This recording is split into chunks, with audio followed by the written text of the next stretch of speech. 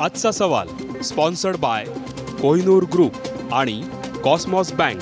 सहप्रायोजक सर्वसामान्यांच्या जिव्हाळ्याची बँक राजगुरुनगर सहकारी बँक आणि महाराष्ट्राचा पॉवरफुल बॅटरी ब्रँड ऑटोबॅट आता 5 वर्षांच्या वॉरंटीसह.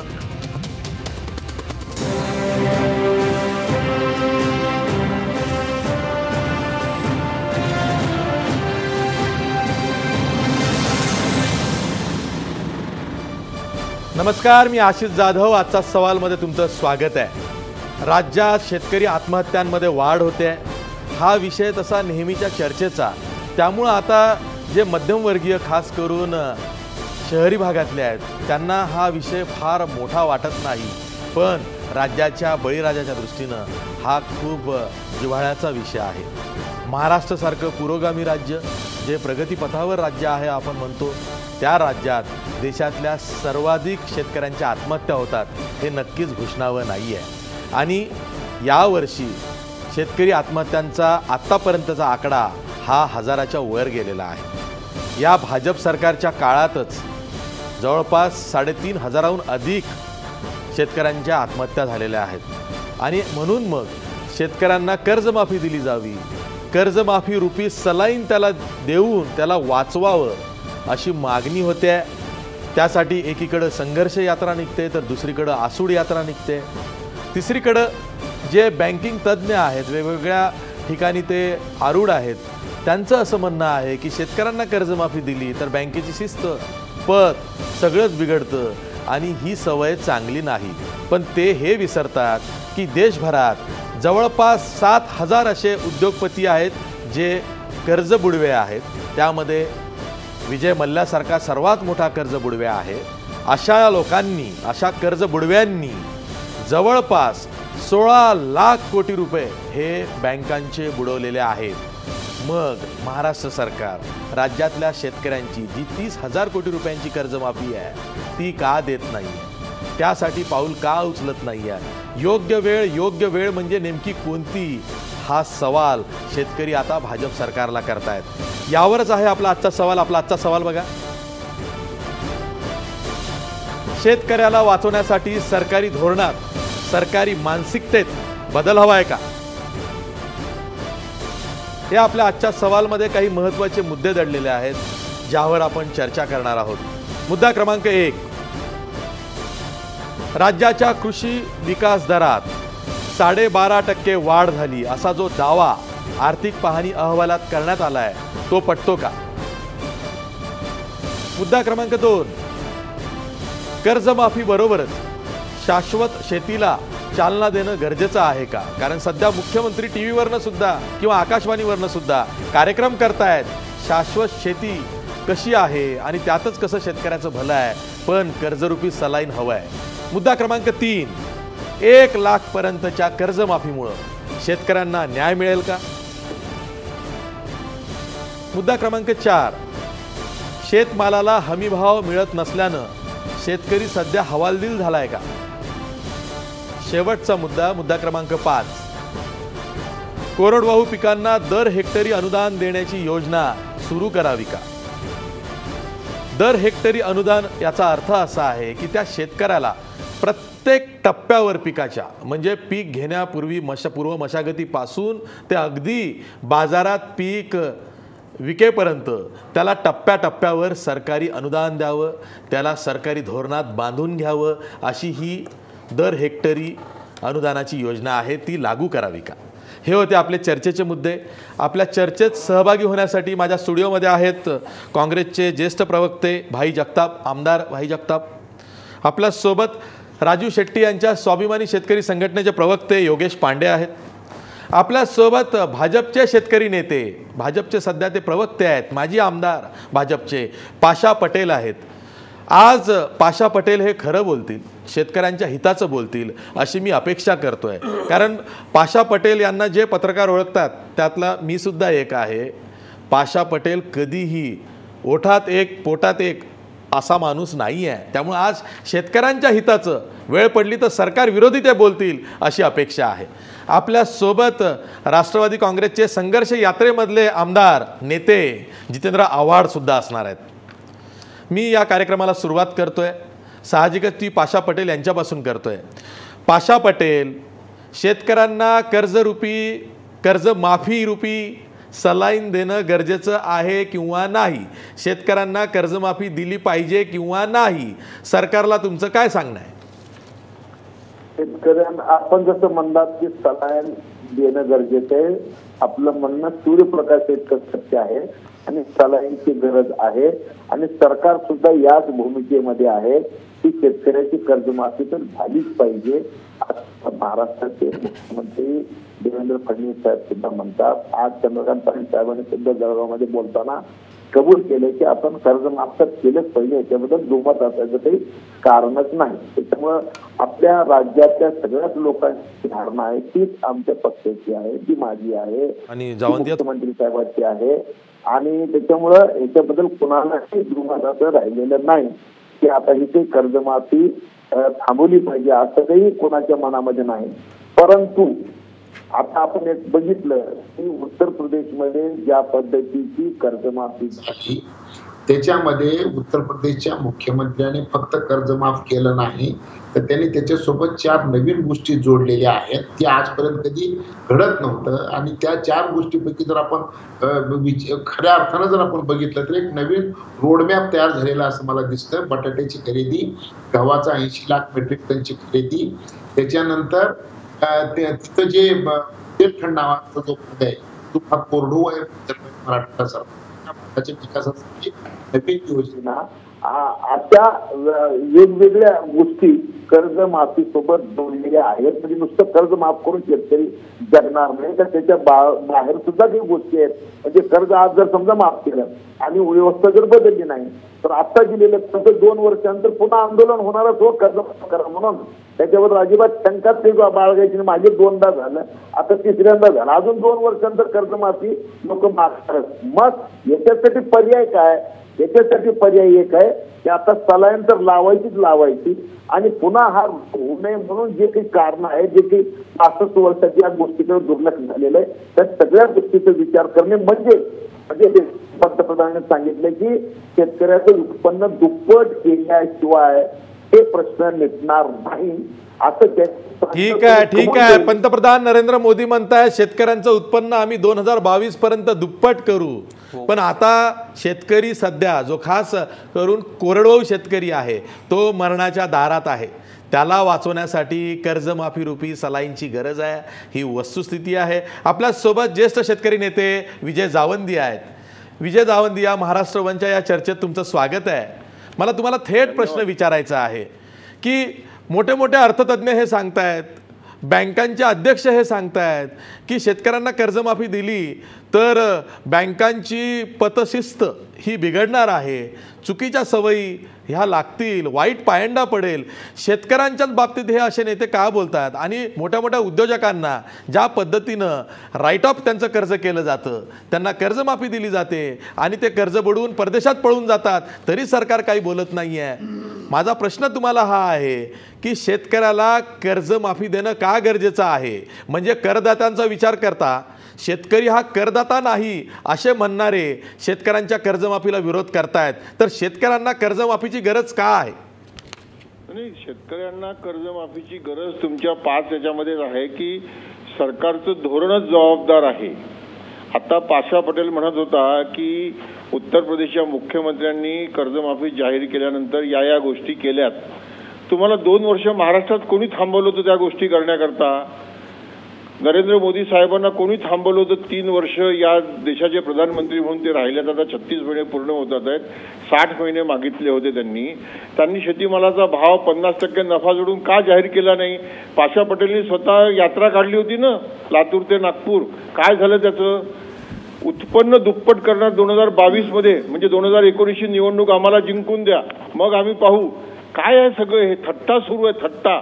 मी काय म्हणतोय, आता सगळेजण मान्य करायला लागलेले आहेत की एकदा शेतकऱ्यांचं कर्ज माफ करायचं. हे पाशाही म्हणतो सलाईनची गरज आहे, पण आता ते कर्ज माफ कुणाचं करायचं याच्यावर खरा वाद व्हायला पाहिजे, याच्यावर चर्चा व्हायला पाहिजे. कारण कोरडवाहू शेतकरी तुम्ही जे म्हणतात वारंवार, मी सुद्धा तेच म्हणतोय की सगळ्यात अडचण महाराष्ट्रातल्या शेतकऱ्यांची जी आहे ती कोरडवाहू शेतकऱ्यांची आहे आणि तो 70% 80% आहे. उत्तर प्रदेश सारखी कर्जमाफी झाली तर महाराष्ट्राच्या कोरडवाहू शेतकऱ्यांना अंगठा मिळणार आहे, कारण महाराष्ट्रात कोरडवाहू शेतकऱ्यांचं लँड होल्डिंग हे 5 एकरापेक्षा जास्त आहे आणि त्यांचं कर्ज कमी आहे. उत्तर प्रदेशमध्ये फक्त 5 एकराच्या शेतकऱ्याचं फक्त 1 लाख रुपयाचं कर्ज माफ झालेलं आहे. याची पहिले नोंद घेतली पाहिजे. आणि महाराष्ट्रात कर्जमाफी करू, योग्य वेळी करू वगैरे करू हे जाऊ द्या. करणार आहात का? मग करणार आहात तर कोणाची करणार आहात पहिले हे सांगा. 5 एकरापर्यंतच्या शेतकऱ्याची उत्तर प्रदेशप्रमाणे 1 लाखाचीच करणार आहे का? मग कोरडवाहू शेतकरी 6 एकराचा, 7 एकराचा, 8 एकराचा, 10 एकराचा, 15 एकराचा, त्याच्यावर तर लाख रुपयाचं कर्ज आहे, त्याचं काय होणार? त्याचं तर माफ होणारच नाही ना. मनमोहन सिंगांनी पण सर प्रश्न असा आहे आणि तुमच्याकडनं हे उत्तर हवं आहे, जर का 1 लाखाची मर्यादा घातली पण लँड होल्डिंगची मर्यादा काढली, 1 लाखापर्यंतचं ज्या कोरडवाहू शेतकऱ्याचं कर्ज आहे ते माफ करू असं जर का सांगितलं तर शेतकऱ्यांना न्याय मिळणार नाही का? नाही, बिलकुल मिळेल. मी तेच म्हणतोय. मी सातत्याने हे म्हणतोय की जमिनीची मर्यादा काढून टाकली पाहिजे आणि लाख रुपयाचं म्हणा, 1.5 लाख रुपयाचं म्हणा, पण ते सगळ्या शेतकऱ्यांचं कर्ज माफ करू असं म्हटलं पाहिजे. तमिळनाडू आपला तेलंगणामध्ये 1 लाखाचं कर्ज माफ केलं. आंध्र प्रदेशमध्ये चंद्राबाबू नायडूंनी 1.5 लाखाचं कर्ज माफ केलं. योगी आदित्यनाथांनी उत्तर प्रदेशमध्ये 5 एकराच्या शेतकऱ्याचंच 1 लाखाचं केलं. माझी विनंती आहे की मनमोहन सिंगांनी जो अन्याय केला होता तो अन्याय भारतीय जनता पार्टीने पुन्हा महाराष्ट्रातल्या कोरडवाहू शेतकऱ्यांवर करू नये. जमिनीची मर्यादा न ठेवता 1 लाख ठरवा, 1.5 लाख ठरवा, पण ते सरसकट कर्ज माफ करा, तरच न्याय मिळेल आणि हा शेतकरी येईल. 20,000चं मनमोहन सिंगांनी केलेलं कर्ज माफ हे त्यावेळेला 20,000चं जे होतं ते आज 1,00,000-1.5 लाखाच्या वरती आहे. आणि म्हणून 1,00,000-1.5 लाखाचं कर्ज माफ केलं तरच सलाईन मिळणार आहे, नाही तर या शेतकऱ्याची पुन्हा उपेक्षा झाली असंच म्हणावं लागेल. एक गोष्ट आणखी नमूद करतो. तुम्ही आत्ता जे म्हणालात की सगळे अधिकारी असं म्हणतात, बँकेचे वरिष्ठ अधिकारी म्हणतात, भट्टाचार्य मॅडम म्हणाल्यात. मी एक वाक्य तुम्हाला वाचून दाखवतो, कृपा करून ते वाक्य इंग्रजीमध्ये मुद्दामून वाचतो की या सगळ्या इंटेलेक्च्युअलला ते कळावं. India's farm price and income problem is not unique. Other nations use direct payments, revenue insurance, buffer stocking and loan deficiency payment to tide over. जगातल्या सगळ्या देशांमध्ये शेतकऱ्यांना मदत केली जाते हो. United State of America, Europe, सगळ्या डेव्हलप कंट्रीजमध्ये शेतकरी हा सरकारच्या मदतीशिवाय जगत नाही. हे आपण केव्हा मान्य करणार? आम्ही हाय कॉस्ट इकॉनॉमीशी इंटिग्रेट केलेलं आहे आणि या हाय कॉस्ट इकॉनॉमीमध्ये शेतकऱ्यांना वाऱ्यावर सोडलेलं आहे. उपभोक्त्यांना स्वस्त मिळालं पाहिजे.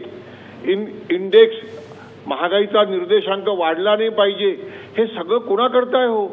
काय शेतकऱ्यांनी सगळ्यांकरता सबसिडी दिली पाहिजे आणि शेतकऱ्यांकरता सगळ्यांनी मिळून समाजाने मदत नाही केली पाहिजे? सबका साथ सबका विकास हा बकवास होत चाललेला आहे.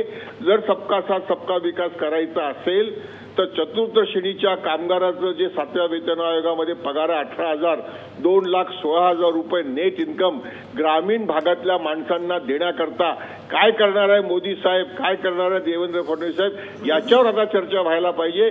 नाही तर काहीच उपयोग नाही आहे. चर्चा खूप होत राहतील, शेतकऱ्यांच्या आत्महत्या होत राहतील, पण शेतकऱ्यांच्या पदरात काहीच पडणार नाही. सर मी तुम्हाला थांबवतो. मी पुन्हा या चर्चेत तुमच्याकडे येणार आहे. मी आता जातोय भाई जगताप यांच्याकडे.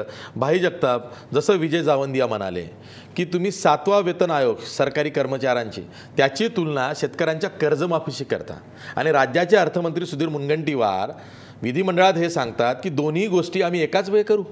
म्हणजे तुम्ही शेतकऱ्याला एक तर करदाता मानत नाही, दुसरीकडं शासकीय कर्मचारी तुमच्यासाठी महत्त्वाचा आहे. आता काय झालं आहे की त्या शेतकऱ्याला असं वाटतंय की आम्ही करदाते नाही आहोत, आम्हाला असं सांगितलं जातं आहे आणि म्हणून आम्हाला कर्जमाफी दिली तर चुकीचा पायंडा पडेल असं अर्थतज्ञ सांगतायत. हे एक चुकीचा समज पसरायला लागला आहे.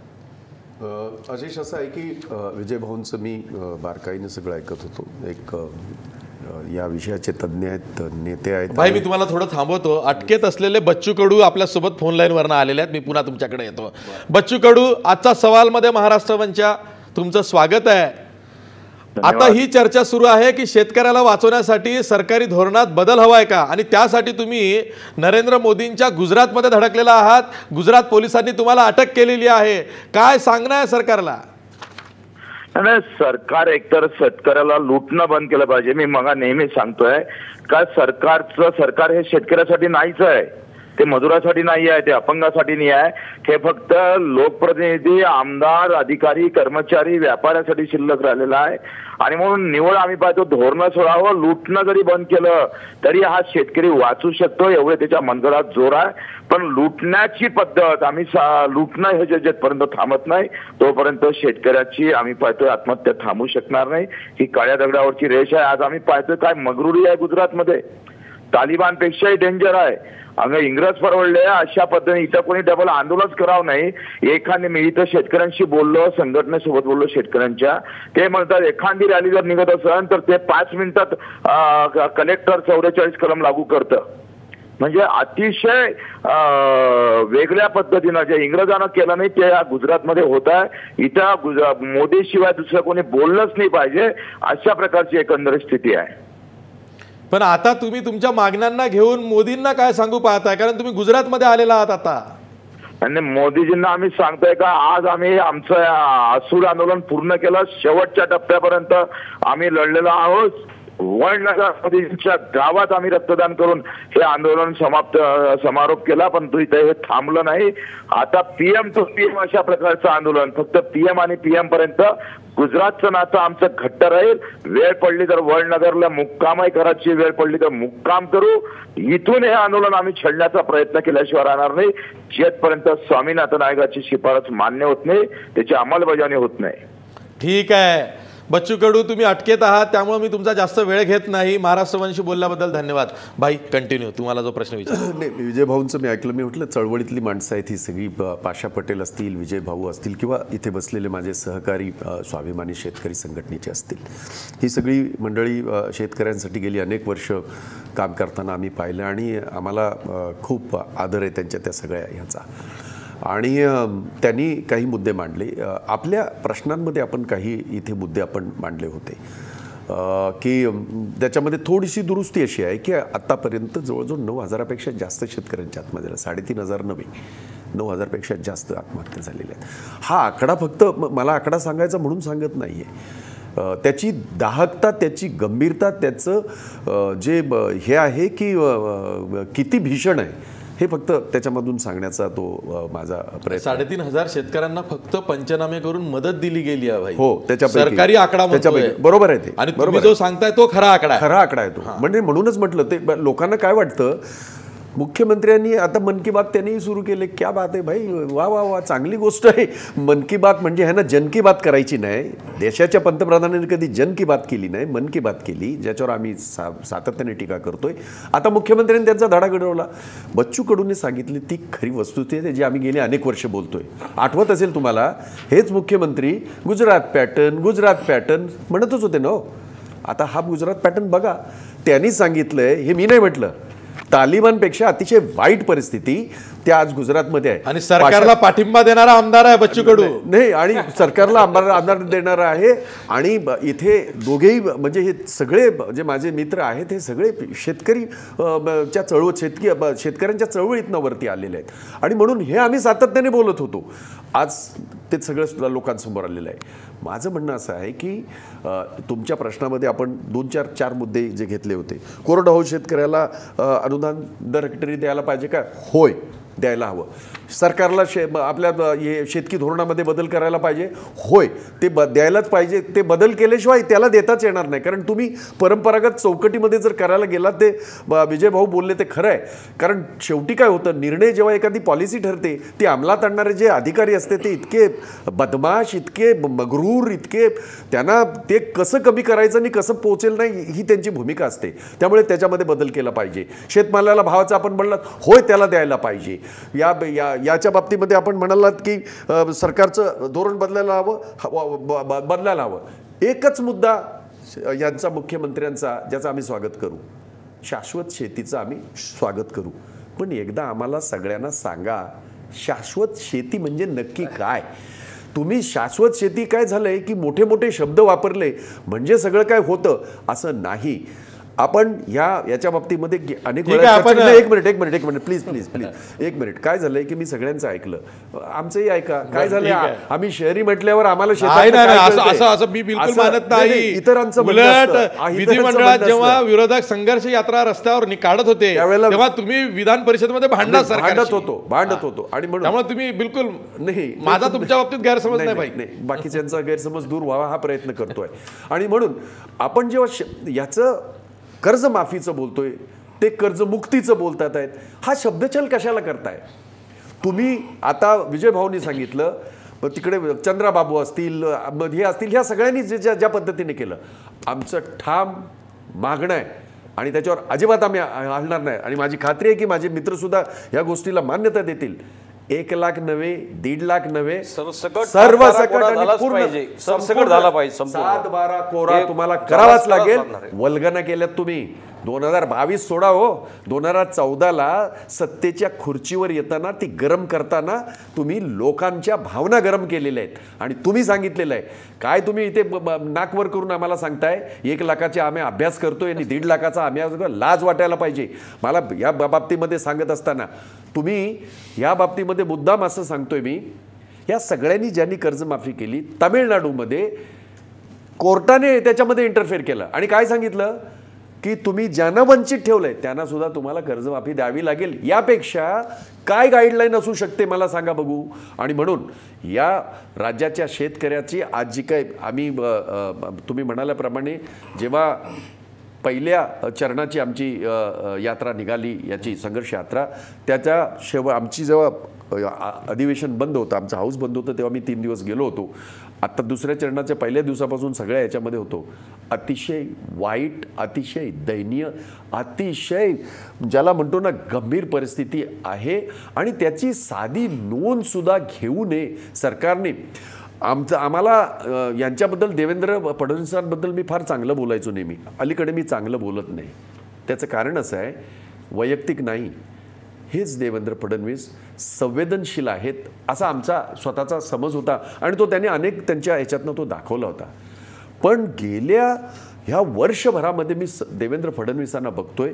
ते जर बघत असतील तर माझी विनंती आहे तुम्हाला, आम्हाला ते देवेंद्र फडणवीस पाहिजे ज्या विरोधी पक्षामध्ये असताना सुद्धा त्यांना संवेदना तर होत्याच होत्या आणि शेतकऱ्यांच्या, कष्टकऱ्यांच्या वेदनासुद्धा त्यांना समजत होत्या.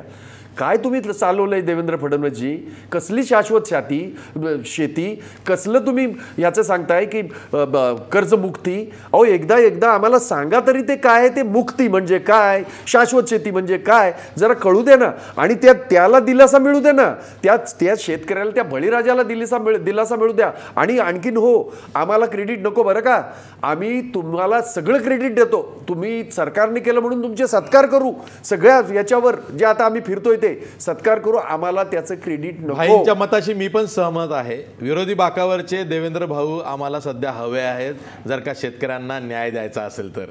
आपल्यासोबत भाजप सरकारला पाठिंबा देणारे जे स्वाभिमानी शेतकरी संघटना आहे, हे राजू शेट्टी, खासदार राजू शेट्टींची, तुमचे मंत्रीसुद्धा राज्यमंत्री आहेत सदाभाऊ खोत. पण कर्जमाफीच्या मुद्द्यावर तुम्ही सुद्धा विरोधकांबरोबर सहमत आहात की सरसकट कर्जमाफी, शेतकऱ्यांचा 7-12 सरसकट कोरा केला पाहिजे. आता मुळात तर मी सर्वात प्रथम हे सांगतो की सरकारने शेतकऱ्यांना थापा मारायचं आता बंद करावं.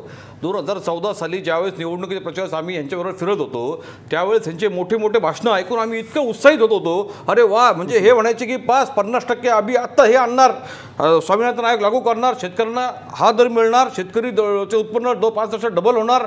त्यानंतर त्यांनी मोदी काय सांगितलं, ते म्हणे शेतकऱ्यांचा ते संत्र्याचा रस टाकू बेपसीत, कधी काय म्हणायचं आंब्याचा रस टाकू बेपसीत, काय काय नवीन नवीन त्यांच्या कल्पना यायच्या. यांनी थापा मारणं आता बंद करावं. अशी जी मी आपलं एका मुद्द्यावरती लक्ष वेधू इच्छितो. चालू बजेटमध्ये 10,000 कोटी रुपये बँकांना जे कॉर्पोरेट कंपन्यांचे कर्ज आहे ते पे ऑफ करण्यासाठी प्रोव्हिजनिंग केली गेली, ती पुरवलं गेलं. मागच्या बजेटमध्ये ह्याच्या आधीच्या वर्षी 25,000 कोटी म्हणजे 35,000 कोटी रुपये सरळ सरळ मागच्या खिशातून काढून देऊन टाकले. याविषयी कुठेही काही वाच्यता नाही. आणि सरकार काय म्हणतंय, शेतकरी कर्जमाफीचा आम्हाला अभ्यास करायचा आहे का, डॉमल्याचा अभ्यास करताय आणि हे करताना अभ्यास नाही.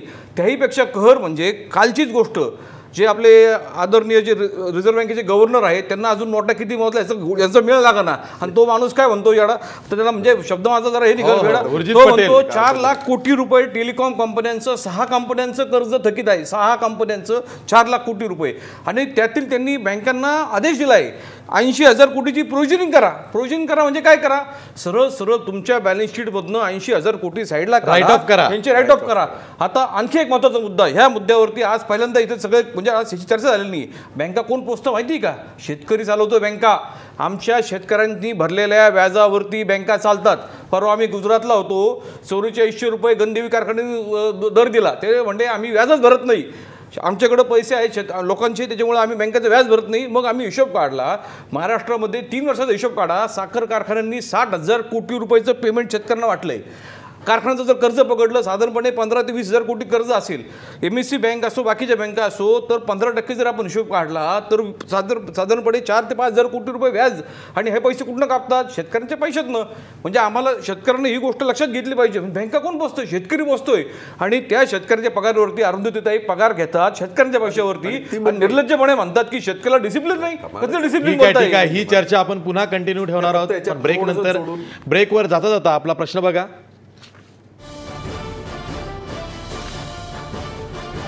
शेतकऱ्याला वाचवण्यासाठी सरकारी धोरणात बदल हवा आहे का?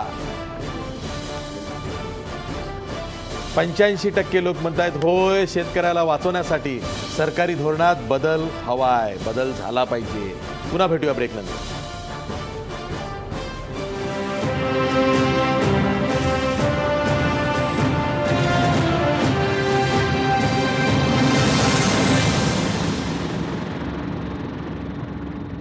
ब्रेक नंतर पुन्हा तुमचं स्वागत. ब्रेकपूर्वी भाई जगताप यांना काहीतरी बोलायचं होतं. भाई आशिषजी, असं आहे की याच्यामध्ये मला खरोखरच योगेश पांडेंचं खरं मनापासून मी तुमचं कौतुक करतो. शासनामध्ये राहून योग्य बाजू मांडण्याचा आपण जो प्रयत्न करत आहात, जो पाशा पटेलांकडनं अपेक्षित आहे ते करतात अनेक वेळेला, पण त्यांची अडचण आहे मला माहिती आहे, आणि ते हातवर केलेलं आहे. म्हणून म्हटलं त्याला जोडून जसं यांनी सांगितलं योगेश पांडेजींनी की उर्जित पटेल हा पोपट यांचा देशाच्या पंतप्रधानांचा पोपट इतकं नोटाबंदी झाली तेव्हा एक वाक्य बोलला नाही, लोकांना झालेल्या त्रासाचा साधा उल्लेख केला नाही, आणि हा पोपट आज असं बोलायला लागला की नाही आर्थिक घडी बिघडेल. आणि माझा प्रश्न साधा आहे की अरुंधती भट्टाचार्य असेल किंवा ह्या ती महिला असल्यामुळे मी काही अयोग्य शब्द वापरत नाही कारण माझी संस्कृती नाही ती, परंतु अतिशय चीड येण्यासारखं अतिशय निषेधार्ह तिने वाक्य वापरलं आहे.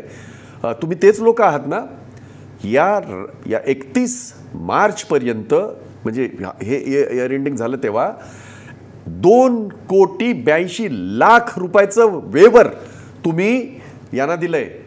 हे ऑफिशियल आकडे आहेत बरं का, हे काय मी आरोप बिरोप करत नाही. हे वेवर कुणाला दिलंय यांनी? उद्योगपतींना. किती उद्योगपतींना?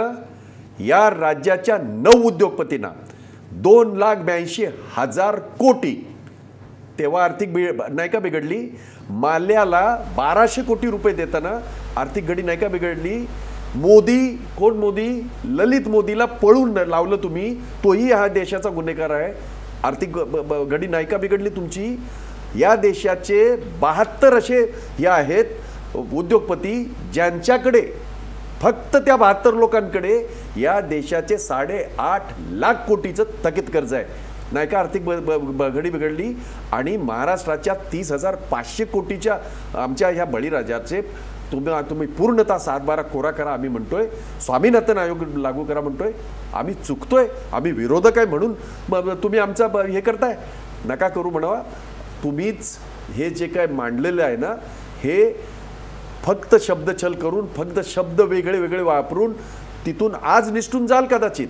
2022 कसं काय आलो? 2022चा अर्थ काय निघतो? तुम्ही 2014 पासून 2017 आलं, 2.5 वर्ष झाले. एक पाऊल टाकाना, एक पाऊल सांगा चला तुमच्या ह्याच्यामध्ये एक पाऊल सांगा. ज्या गोष्टीची मार्केटिंग तुम्ही केली जलयुक्त शिवाराची, जरा त्याची आकडेवारी तर सांगा ना, किती सिंचन झालं ते जरा का, आणि कामं कुणाकुणाला दिली त्याची लिस्ट आहे, कारण ती आता अवेलेबल आहे, म्हणजे ते आम्ही काय आरोप करत नाही. आणि म्हणून उगाचच मार्केटिंगचं सरकार, गाजर दाखवणारं सरकार, हा तुमचा लौकिक देवेंद्रजी फडणवीस हा तुमच्या लौकिकाला शोभणारा नाही आणि पुरोगामी महाराष्ट्राला तर अजिबात शोभणारा नाही. कसं तुम्ही सांगू शकता? योगींनी कशी दिली ह्याची मी अभ्यास करतोय राज्याचा, महाराष्ट्र राज्याचा. ठीक आहे भाई, त्या मुद्द्यावर वाटते मला त्याची. मी पुन्हा जातोय पाशा पटेल यांच्याकडे. पाशा पटेल, मला आठवत आहे तुम्ही नेहमी ही मागणी करायचा मागच्या सरकारकडं की शेतकऱ्यांना उत्पादन खर्चावरती हमी भाव द्या, नाही तर हे सरकार चालणार नाही. खरंच सरकार चाललं नाही, सरकार पडलं. पण आता तुमचं सरकार काय करतंय? हमी भाव कुठं देत आहे? सरकारी खरेदी यंत्र कसे सुरू होत नाहीत वेळेवर. आणि नाफेड काय करतंय? नाफेडकडनं तुरीची खरेदी सुद्धा नीट वेळेवरती होत नाही. बारदानाचं कारण सांगितलं जातं. पाशा पटेल. आणि जाधव साहेब, तुमचं म्हणणं बरोबर आहे की मी गेली 40 वर्ष उत्पादन खर्चावर आधारित राजसभा मिळाला पाहिजे या मागणीचा मी समर्थक आहे आणि ते मी मरेपर्यंत राहणार. याच्याबद्दल दुर्मताचे कारण नाही. विषय असा आहे की आता आपण जे म्हणताय की बाबा तुम्ही शांत काय, मी शांत वगैरे नाही. मी तुम्हाला एक गोष्ट सांगतो, लक्षात घ्या. ती म्हणजे अशी की जर का समजा उत्पन्न दुप्पट करतो असं जर म्हणलं असेल सरकारने, तर मला सरकारवर विश्वास ठेवावा लागेल. आणि आता महाराष्ट्राचे मुख्यमंत्री ज्या पद्धतीने सांगतात की शाश्वत कृती, आता शब्दाची तर ओढवायचं काम या मंडळीने सुरू केलेलं आहे. मी या लोकांना सांगतो की आदरणीय भाई, तुम्हाला एक गोष्ट सांगतो मी, कर्जमाफी आणि कर्जमुक्ती या शब्दातलं छल नाही, हे छल नाही भाई. जे या दोन्ही शब्दाचा अर्थ आपण समजून घ्या. कर्जमाफी म्हणजे एकदा कर्ज माफ केलं, मोकळं सोडून दिलं. कर्जमुक्ती म्हणजे पुन्हा पुन्हा कर्ज होऊच नये, त्या कर्जातूनच मुक्ती करण्यासाठी त्याला ज्या काही गोष्टी द्याव्या लागणाऱ्या जे समजून घ्या तुम्ही की उत्तर प्रदेशची म्हणजे आपण आपल्या काळात सुद्धा कर्जमाफी झालेली 71,000 कोटी रुपयाची, परंतु त्याच्यानंतर आत्महत्या पण झाल्या का? अजिबात पण नाही झाल्या. परंतु लक्षात घ्या, नाही जरा लक्षात घ्या. मी अत्यंत नम्रपणे सांगतो, तुम्ही बोलत असताना मी तुम्हाला की कुणाला काही अडवलेलं नाही. प्रत्येकाने आपलं आपलं वैचारिक आपले मुद्दे सांगायचे असतात, त्याच्यावर वाद करायचे कारण आहे. तर म्हणणं असं आहे की आता उत्तर प्रदेशच्या सरकारने ज्या पद्धतीने जी प्रेस कॉन्फरन्स घेतली कर्जमाफीच्या संदर्भातली, त्याच्यामध्ये त्यांनी दुसरे 4 मुद्दे जोडले. तर तुमच्या काळात जी कर्जमाफी झाली होती त्यावेळेस असलं काही बोललं गेलेलं नव्हतं. आणि समजून घ्या आता की म्हणजे मुख्यमंत्र्यांचं तुम्हाला काही वाईट वाटत कारण नाही. मुख्यमंत्री विचार करू लागलेले आहेत की खऱ्या अर्थानं हा म्हणजे विचित्र रोग आहे. असं नाही, तुमच्याही काळात होतं. तुमची पुण्यही आमच्याकडे आलेली आहे. हे आता 2च वर्ष झालेली आहेत, ऐकलं का? आणि त्याच्यामुळे अभ्यास होणं गरजेचं आहे. पांडे वकील साहेब संघटनेचे स्वाभिमानी वकील साहेब, अभ्यास केल्याशिवाय कुठलाही प्रश्न सुटत नसतो. तुम्ही वकील आहे, तुम्ही डायरेक्ट वकील कोर्टात गेले काय काळा कोट घालून, मग अभ्यास करावा लागला का नाही? हे सरकार येऊन 2 वर्ष झालेलं आहे. प्रत्येक गोष्टीवर बारकाईनं विचार सुरू झालेला आहे. याच्यातून जे निघणार आहे ते चांगलंच निघणार आहे. आणि जर चांगलं निघालं नाही तर तुमची काय गरज आहे? लोक आम्हाला घर बसल्यासारखं, तिथे नका काळजी करू तुम्ही.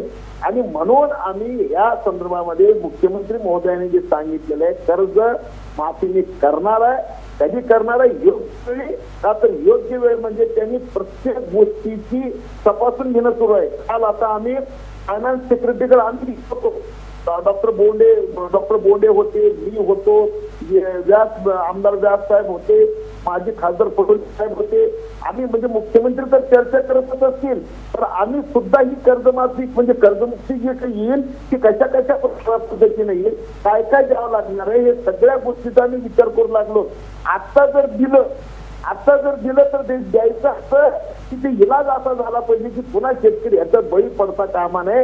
या सगळ्या गोष्टीचा बारीकीनं विचार सुरू झालेलं आहे. ठीक आहे पाशा पटेल, ठीक आहे. कर्जमाफी कशी द्यायची याचा विचार राज्य सरकार करत आहे आणि जी माहिती मिळते आहे त्यानुसार 1 लाख रुपयापर्यंतचं शेतकऱ्याचं कर्ज जर का माफ केलं तर सरकारच्या तिजोरीवरती 20,000 कोटी रुपयांचा बोजा पडतोय. ते 20,000 कोटी कसे जमवायचे, कसे आणायचे, केंद्राची रक्कम किती असेल? साधवसाहेब एवढंच नाही तर जे शेतकरी व्यक्तीवर कर्ज भरतात त्यांना बी काहीतरी मिळालं पाहिजे ना. बरोबर आहे. त्यांचाही विचार सुरू आहे. म्हणजे ज्या शेतकऱ्यांनी कर्ज घेतलं नाही त्याचं काय करावं, जे रेग्युलर फेडतात त्याचं काय करावं, जे थकबाकीमध्ये त्यांना बाहेर कसं काढावं, या सगळ्या गोष्टीचा विचार करतो. आणि ते दिरंगाई जी होऊ लागलेली आहे किंवा वेळ होऊ लागलेली आहे ते प्रत्येक अँगल तपासूनच त्याच्यातून. ठीक आहे पाशा पटेल, तुमच्या शब्दावरती आम्ही विश्वास ठेवतो कारण तुम्ही प्रामाणिक नेते आहात. भलेही तुमचा पक्ष तुमच्याकडं फारसं लक्ष देत नसेल तरी आमची ती धारणा आहे. मी थेट जातोय ठाण्याला जितेंद्र आव्हाड यांच्याकडे. जितेंद्र आव्हाड, जसं आता पाशा पटेल म्हणाले की सरकार कर्जमाफी देण्याच्या तयारीत आहे, तशी पूर्वतयारी करते आहे. उत्तर प्रदेश सरकारबरोबर विचार विनिमय करून राज्यातल्या सरकारसाठी शेतकऱ्यांसाठी काय करता येईल आणि कशी कर्जमाफी देता येईल, त्याचबरोबर शाश्वत शेतीचा मंत्र जो मुख्यमंत्र्यांनी दिला आहे ते राबवण्यासाठी काय करता येईल याच्यावर विचार करताय. पण तुम्ही आता राज्यभर फिरलेला आहात संघर्ष यात्रेच्या माध्यमातून, शेतकरी तेवढी वाट पाहू शकतो का? तो अगदी मरणाच्या दारावर आहे असं वाटतंय. खरंय, मरणाच्या दारावर. मला एक आनंद झाला ऐकून की पाशा पटेल फायनान्स सेक्रेटरीशी बोलतायत आणि चर्चा करून ही दिशा ठरते. चला, गोपीनाथ मुंडे साहेब गेल्यानंतर पण पाशा पटेलांची चालते हे ऐकून जरा बरं वाटलं. नाही, सगळ्यांनाच झाला आनंद. पटेलांची आता चीफ सेक्रेटरी ही चर्चा करतील असं जरा बरं वाटलं. चला, पाशा पटेलजी 2014ची यात्रा निघाली आणि त्याच्यामध्ये सोयाबीन, तूर ह्याच्याबद्दल जे काही सगळेजण बोलले होते ते तरी आठवा फक्त. म्हणजे महाराष्ट्र विसर भोळा आहे, महाराष्ट्र बिचारा भोळा आहे, पण इतकाही भोळा नाही आणि इतकाही विसराळू नाही की 2014मध्ये तुम्ही जे जे काय बोलला होता ते एवढ्या लवकर विसराल. म्हणजे 2014मध्ये सत्ता येताना, सत्ता घेताना तुम्ही जे शेतकऱ्यांना आश्वासन दिलं होतं ते काय अभ्यास करून दिलं नव्हतं का? म्हणजे तुमची भाषणं जी 2014 पूर्वी होती तुमचीही, ती अभ्यास पूर्ण नव्हती. आता तुम्ही अभ्यास करतात आणि मग अभ्यासानंतर काय करायचं ठरवणार आहे. म्हणजे तुमचे जे कोर्टामध्ये जातात सगळे म्हणजे चुनावी जुमले ते काय म्हणजे आता तुम्ही स्पष्ट बोललात. बरं झालं तुम्ही बोललात. महाराष्ट्राला कळलं की आम्ही जे निवडणुकात बोलतो ते अभ्यास न करता बोलतो आणि नंतर आम्ही अभ्यासाला लागतो. म्हणजे निवडणुकीची परीक्षा विदाऊट अभ्यासच जाऊन पार होतो. ठीक आहे, चालतं. एकदा का निवडणुकीचा रिंगणामध्ये आपला घोडा वेगाने पळायला लागला की ह्याच्यात थोडीशी येते, अशी मस्ती येते. ठीक आहे, पण ह्याच्यामध्ये आता शेतकरी फार काळ थांबतील असं मला वाटत नाही. मी आशिषजी तुम्हाला सांगतो, मी धुळ्याच्या एका 30 माणसांच्या सभेमध्ये गेलो आणि एक म्हातारा माणूस माझ्याजवळ येऊन म्हणाला की आता काय नाही करायचं म्हणाले, फक्त आता आपल्याला घराला लागेल एवढंच पिकवायचं. मी रात्रभर त्या गोष्टीचा विचार करत होतो की हा म्हाताऱ्या माणसांनी जे मला सांगितलं ते इतकं भयानक आहे की जर शेतकऱ्याने ठरवलं की पिकवायचंच नाही, ठीक आहे ना, घरापुरतं आपण 6 महिने पिकवू. जस्ट इमॅजिन की 6 महिने महाराष्ट्रातला शेतकरी संपावर गेला आहे. नाशिकमधनं कांदे येत नाही आहेत, पुण्यामधनं भाजीपाला येत नाही आहे, लासलगाववरनं कांदे येत नाही आहेत, टमाटा बंद आहे, काकडी बंद आहे. काय खाणार हो तुम्ही? कसं आहे की हा जो शेतकऱ्याला येड्यात काढण्याची जी पद्धत सुरू झाली आहे ना, की काय फरक पडतो थोडंसं देऊ दाबून. हे आमचे मित्र भाई जगताप म्हणाले काय शिस्त बिघडते हो. अरुंधती भट्टाचार्यला आणि अभिजित पटेलला बोलायला काय जातो, शिस्त बिघडते, शिस्त बिघडते.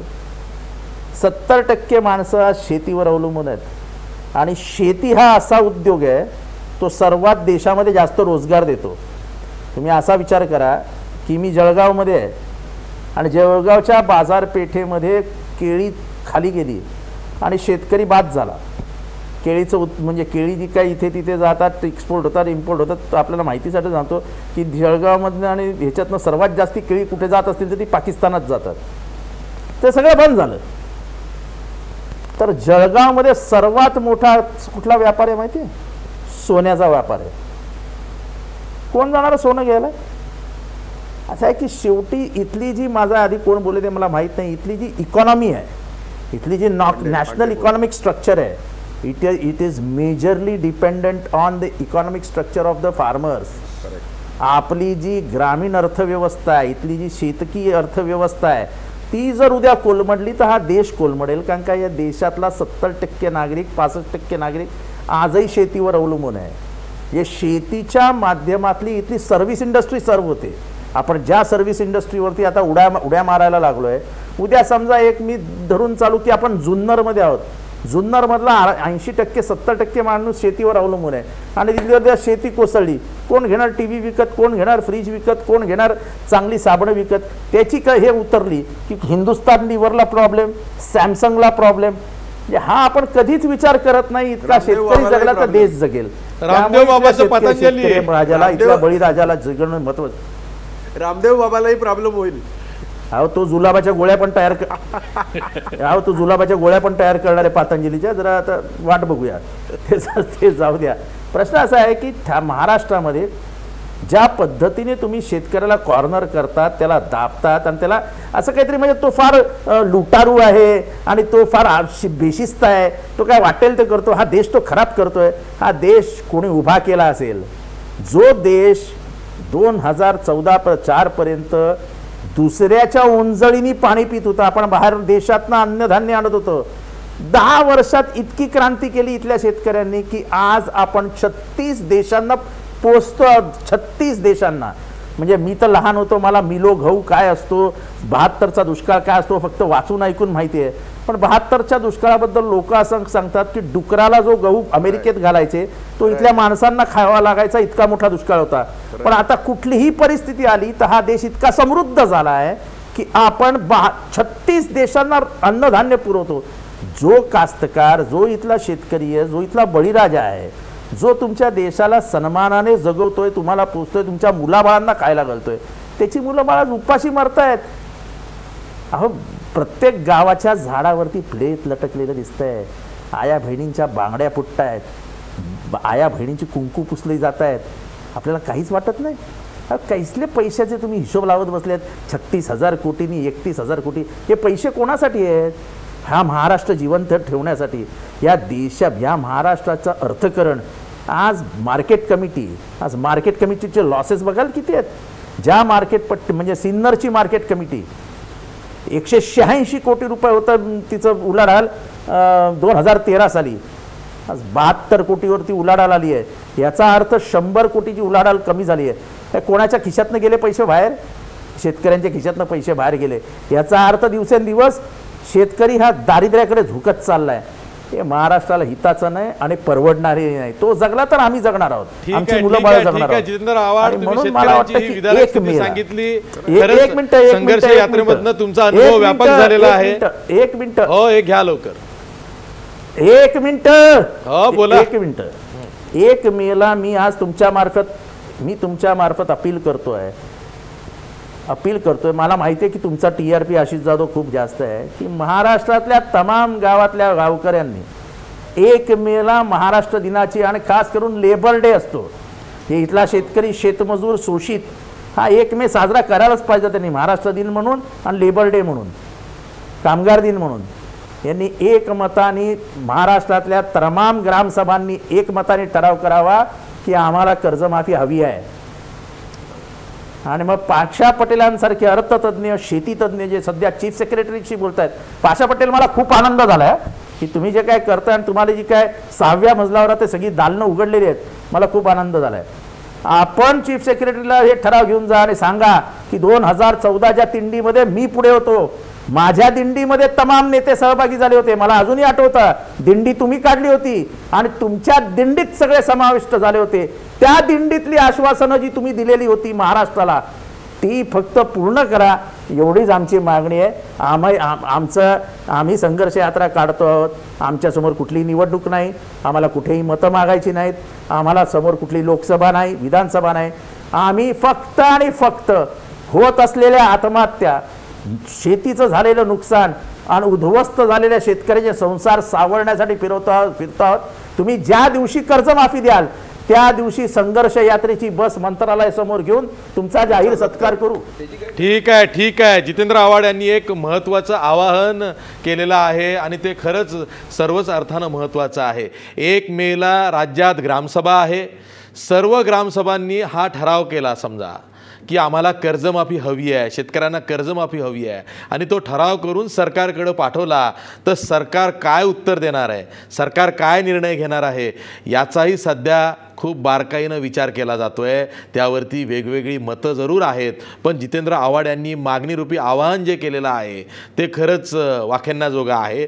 खरंच ती विरोधकांची मागणी असेल तर मग 1 मेला जी ग्रामसभा आहे तिथं असे ठराव होतील का हेही पाहणं फार औत्सुक्याचं राहणार आहे. मी एक ब्रेक घेणार आहे. ब्रेकवर जाता जाता आपला प्रश्न बघा. शेतकऱ्याला वाचवण्यासाठी सरकारी धोरणात बदल हवा आहे का? 90% लोक म्हणतायत होय, शेतकऱ्याला वाचवण्यासाठी सरकारी धोरणात बदल हवा आहे. पुन्हा भेटूया ब्रेक नंतर.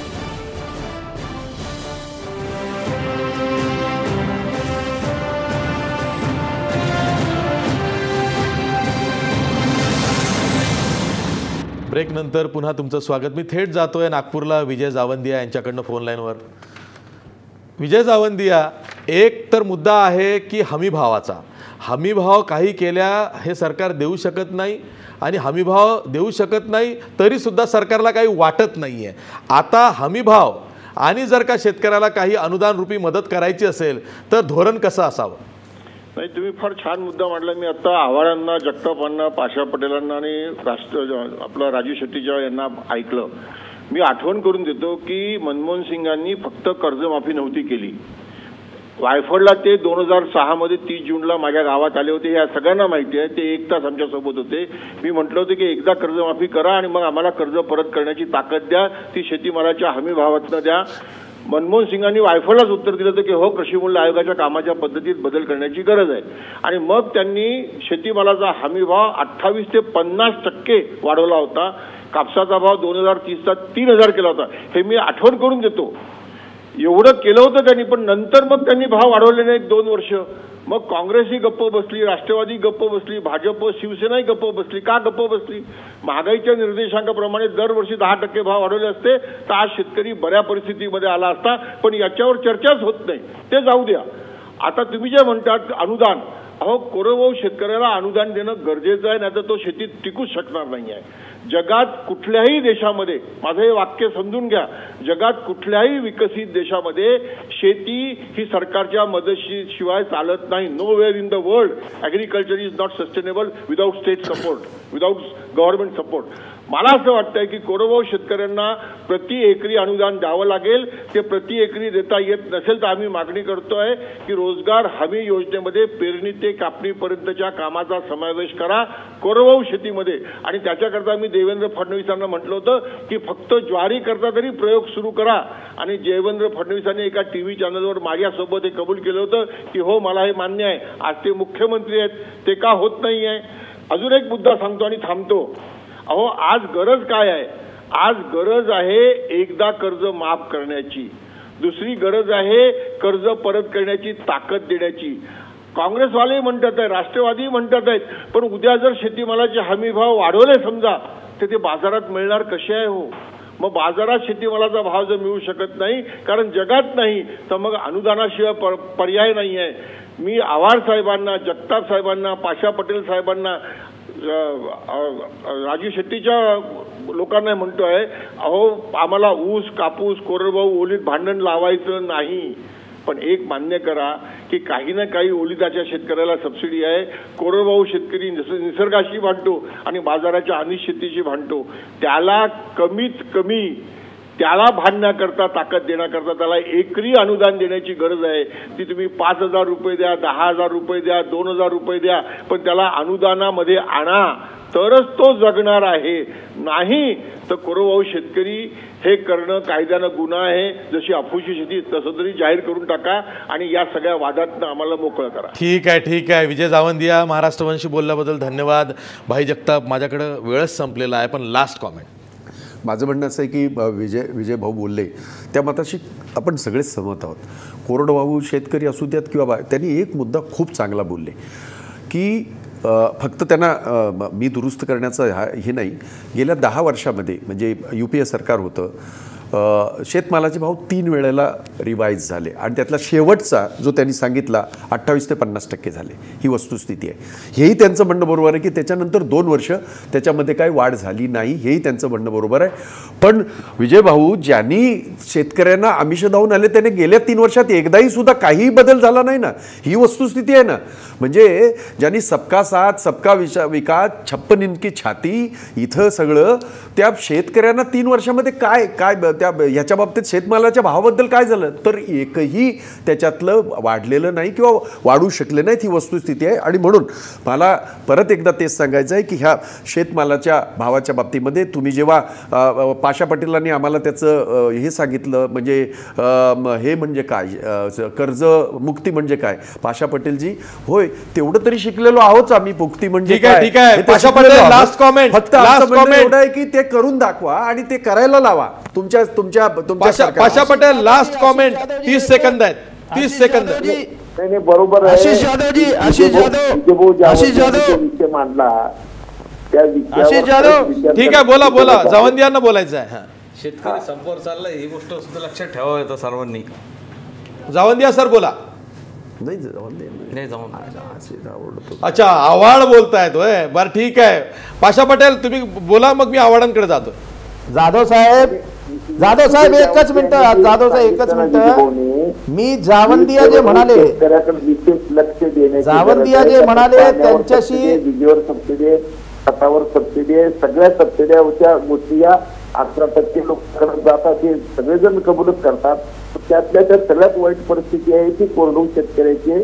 त्याच्यासाठी काही विशेष करणं गरजेचं आहे. म्हणूनच या सगळ्या गोष्टीचा विचार करून कर्ज मुक्ती कशी करायची याच्या संदर्भामध्ये सरकार गंभीरपणे अभ्यास करताय, सरकार विचार करताय. पाशा पटेल हे जाधव साहेब ऐकतोय. जाधव साहेब बोला.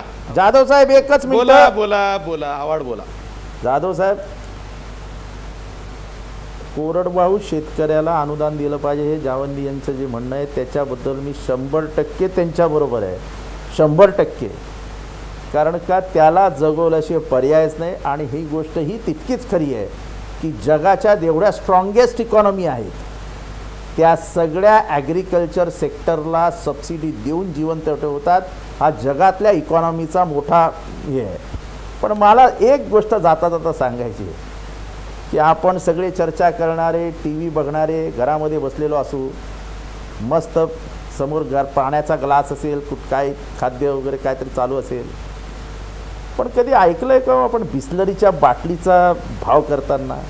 कधी ऐकलंय का मर्सिडीजमधनं पेट्रोल भरताना, डिझेल भरताना त्याचा भाव करताना? कधी रेमंडच्या दुकानात जाऊन कपड्याचा भाव करताना?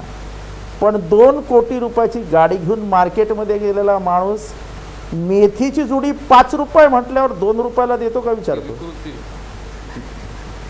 ही आपली संस्कृती आहे साहेब. ठीक आहे, घामाची किंमत अगदी बरोबर आहे. अगदी समर्पक बोललेला आहात जितेंद्र आव्हाड, तुम्ही अगदी समर्पक बोललेला आहात. ठीक आहे, योगेश पांडे. शेतकरी हा संपावर जाणार आहे, शेतकऱ्यांनी इशारा दिला आहे आणि माझी सर्वांना कळकळून विनंती आहे की याला लाईटली घेऊ नका, अराजकता माजेल. आणि माननीय मुख्यमंत्र्यांनी दिवा काढलाय, आता त्यांनी आमच्यावर फिरावं, त्यांच्या आजूबाजूचे सगळे अधिकारी टाळून त्यांना आम्ही महाराष्ट्र दाखवतो, महाराष्ट्र काय आहे म्हणून त्यांना. आणि ते जे म्हणतात ना अभ्यासू, त्यांना तुरी किती येणार आहे याचा जर ते हिशोब लावू शकत नाही, त्याचं बारदानी प्रोक्युरमेंट करू शकत नाही, ते कर्जमाफीचा काय हिशोब करणार ते? म्हणजे त्यांना समृद्धी हायवे आणायचं आहे त्यांना, त्यासाठी त्यांच्याकडे 60,000 कोटी रुपये आहेत, त्यांच्याकडे 46,000 कोटी तर पुढे वाढून 60,000 कोटी करणार ते. आणि शेतकऱ्यांचं कर्जमाफी करायला ते अभ्यास करताय, एक सरळ चेष्टा चालली आहे. ठीक आहे, शेतकऱ्यांची चेष्टा चालली आहे असं शेतकरी स्वाभिमानी संघटनेलाही वाटतंय. प्रश्न असा आहे की शेतकरी आता मरणाच्या दारावर आहे, त्याला कर्जमाफी रूपी सलाईंची गरज आहे. शाश्वत शेतीचे प्रयत्न नक्कीच करावेत, त्यासाठी सरकार वार्षिक बजेटमधून तशी तरतूदही करतं आहे, सगळ्या योजनाही राबवतं आहे. पण आज त्याला वाचवण्यासाठी कर्जमाफीची गरज आहे, यावरती एकमत होतं आहे. ते सत्ताधाऱ्यांमध्ये, विरोधकांमध्ये, जनतेमध्ये, शेतकऱ्यांमध्ये, सर्वांमध्येच आहे. पण कर्जमाफी करणार कधी हाच कळीचा मुद्दा आहे, तोच मोलाचा प्रश्न आहे. त्याचं उत्तर मात्र देवेंद्र फडणवीस सरकार देत नाही आहे, ही शोकांतिका आहे. आज आपण इथंच थांबूया.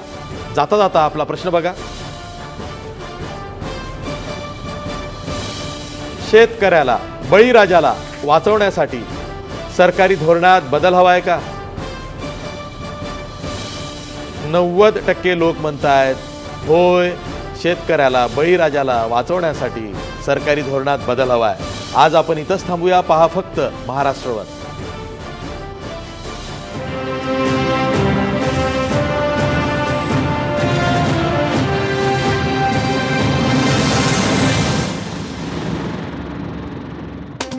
आजचा सवाल स्पॉन्सर्ड बाय कोहिनूर ग्रुप आणि कॉस्मॉस बँक.